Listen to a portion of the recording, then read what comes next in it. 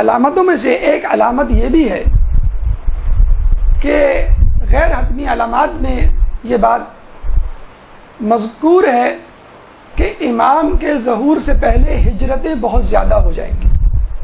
اور آپ آج کل دیکھ لیجئے کہ دنیا میں ہجرتوں کا بہت زیادہ ٹرینڈ بن گیا ہے اور بڑی تعداد میں لوگ خصوصی طور پہ مسلمان ممالک سے یورپی ممالک امریکہ کی طرف ہجرت کر رہے ہیں. اور یہ ٹرینڈ اتنا زیادہ ہو گیا ہے کہ باقاعدہ ایک ریہیبلیٹیشن سینٹر ہر ملک کو کھولنا پڑ رہا ہے.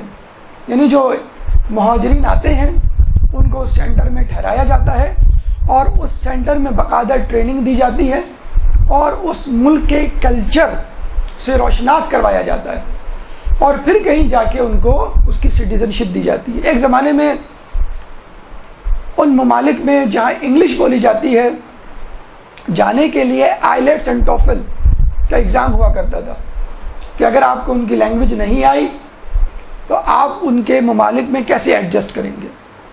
آج کل اس لینگویج سے آگے ایک اسٹیپ آگے ٹریننگ ہو رہی ہے اور وہ ٹریننگ کیا ہے؟ کلچرل اڈاپٹیشن، کہ آپ جس ملک میں رہنے جا رہے ہیں وہاں کا کلچر اڈاپٹ کیجیے. اب ایک شخص جو ایران، عراق، پاکستان جیسے کنزرویٹو ملک یا ماحول سے امریکہ اور یورپ جا رہا ہے تو وہاں کا جو آزادانہ ماحول ہے، مادر پدر ماحول ہے، گناہوں سے بھرپور ماحول ہے یا دینداری سے آری ایک ماحول ہے، اس ماحول میں ایڈجسٹ ہونے کے لیے آپ کو باقاعدہ ٹریننگ دی جاتی ہے. ناروے میں پہلے یہ سینٹر کھلا، فن لینڈ میں یہ سینٹر کھلے، بیلجیم میں یہ سینٹر کھلے، اب اٹلی میں یہ سینٹر کھلا ہے اور باقاعدہ آئے دن کسی نہ کسی ملک کے ریہیبلیٹیشن سینٹر یا دوسرے لفظوں میں برین واش سینٹر کا تذکرہ موجود ہوتا ہے. اور ان سینٹرز میں فقط یہ دعوت دی جاتی ہے کہ اب تک آپ نے جو زندگی گزاری وہ غلط تھی، آپ نے جو دینداری کا ماحول گزارا وہ ایک جبر تھا، آپ نے اب تک جو عقائد اپنائے رکھے وہ وہم اور وسوسے سے زیادہ نہیں تھے. آئیے اس دور کی طرف، اس ماحول کی طرف، اس ملک کی طرف جہاں پہ فریڈم آف ایکسپریشن ہے، اب جو چاہیں اپنی زبان پہ لے آئیں. یہاں پہ ہر قسم کے تعلقات قائم کرنے کی آزادی ہے. یہاں پہ ضروری نہیں کہ آپ اپنے والدین کی بات مانیں، یہاں ضروری نہیں کہ آپ اپنے بیوی بچوں کے ساتھ رہیں. آپ آزاد ہیں، آپ جس طرح چاہیں زندگی گزاریں. آپ خدا کے سامنے جواب دہ نہیں ہیں، آپ مسجدوں میں جانے کے پابند نہیں ہیں. آپ کی مرضی، 4 دن کی زندگی ہے اور اس کو مکمل طور پہ انجوائے کر کے گزارنا ہے. یہ وہ ماحول ہے. یعنی باقاعدہ تربیت دی جا رہی ہے، بتلایا جا رہا ہے کہ اگر کوئی ایک بے پردہ لڑکی آپ کو انوائٹ کرے کسی ڈسکو کلب میں جانے کے لیے، اپنے ساتھ ناچنے پر مجبور کرے، تو اس لڑکی کو غلط مت سمجھیے گا. یہ باقاعدہ مسلمانوں کو، اسپیشلی مسلمان سٹیزنز کو باقاعدہ ٹارگٹ کیا جا رہا ہے کہ آپ نے جو اب تک اپنے ملک میں حبس زدہ ماحول میں زندگی گزاری وہ غلط تھی. اصل ماحول یہ ہے. اور آپ دیکھ لیں باقاعدہ سازش کے تحت مسلمان ملکوں میں حالات خراب کیے جا رہے ہیں اور پھر انہی ممالک سے چند 100 لوگوں کو امیگریشن دے کر گویا ان اسلامی ممالک پر احسان جتایا جا رہا ہے. ایک تو آپ نے پہلے خود حالات خراب کیے، کسی کے گھر میں آگ لگائی اور پھر آپ اس کو کہیں کہ ہمارے گھر میں آ جاؤ 2-4 دن کے لیے. تو یہ ماحول پیدا کیا جا رہا ہے. کیوں؟ تاکہ آپ جب ان کے ماحول میں جائیں تو آپ کو ایک سائیکولوجیکل لینگویج میں کہا جاتا ہے سائیکولوجیکل شاک یا کلچرل شاک، آپ کو وہ کلچرل شاک نہ لگے. آپ بے پردگی، شراب نوشی، موسیقی اور مادر پدر آزاد ماحول کو دیکھ کر پریشان نہ ہو جائیں.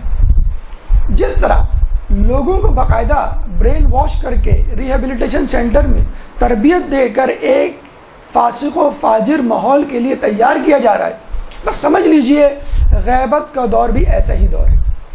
بس فرق یہ ہے کہ ریورس فینومینا ہے.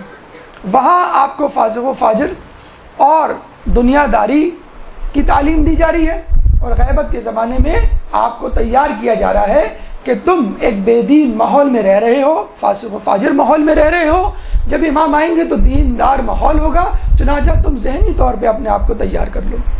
تو دیکھا جائے غیبت کا دور جتنا طویل ہوگا اتنا ہی زیادہ آپ کے لیے آسانی ہے. جیسے اسٹوڈنٹ کو کہا جائے جو امتحان تمہارا 1 ہفتے بعد ہونا تھا اب 1 مہینے بعد ہوگا، وہ کتنا خوش ہو جائے گا کہ اچھا ہوا مجھے تیاری کے لیے مزید زیادہ وقت مل گیا۔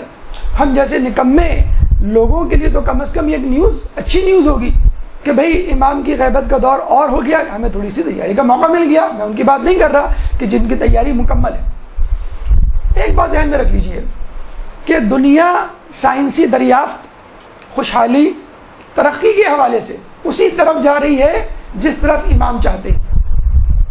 دنیا اسی طرف سفر کر رہی ہے جس طرف امام چاہتے ہیں کہ سفر کرے، لیکن دنیاوی اعتبار سے، ترقی کے اعتبار سے، خوشحالی کے اعتبار سے، تعلیم اور علم کے اعتبار سے، لیکن گناہوں کے اعتبار سے، نیکیوں کے اعتبار سے، ظلم و عدل کے اعتبار سے مخالف سے میں سفر کر رہی ہے۔ جبھی تو کہا گیا کہ امام جب آئیں گے تو اس دنیا کو عدل سے بھر دیں گے جس طرح یہ ظلم سے بھری ہوئی تھی۔